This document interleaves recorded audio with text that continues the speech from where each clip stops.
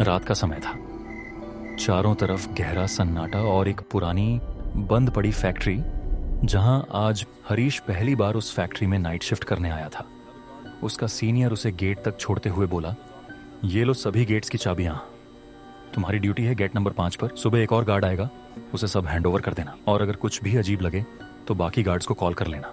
हरीश ने कहा, जी सर, आप टेंशन मत लीजिए, सब संभाल लूंगा। सीनियर वहां से चला गया। हरीश ने अपनी ड्यूटी शुरू की।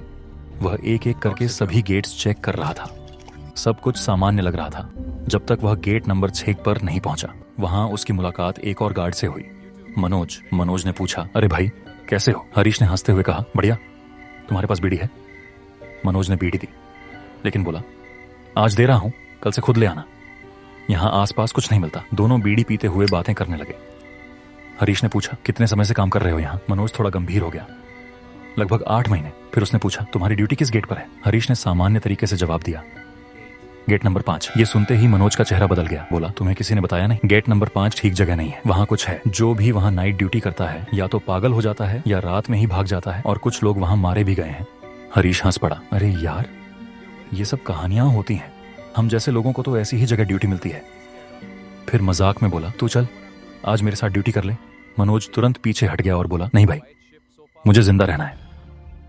हरीश वापस गेट नंबर 5 पर आ गया। उसने अपने गार्ड रूम का दरवाजा अंदर से लॉक किया और सोचा, यहां कौन आने वाला है, थोड़ी देर सो जाता हूं। और वह कुर्सी पर ही सो गया। समय धीरे धीरे बीत रहा था।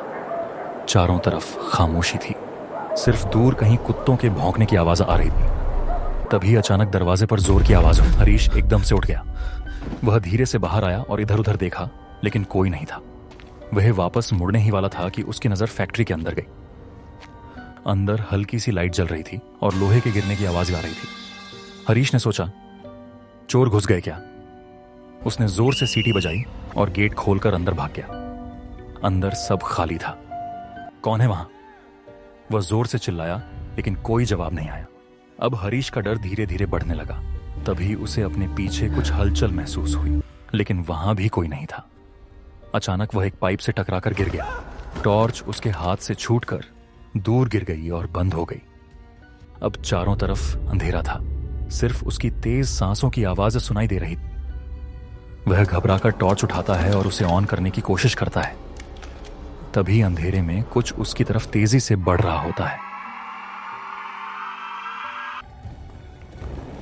हरीश तुरंत सामने रोशनी करता है। तभी उसे अपने बिल्कुल पीछे किसी की मौजूदगी महसूस होती है।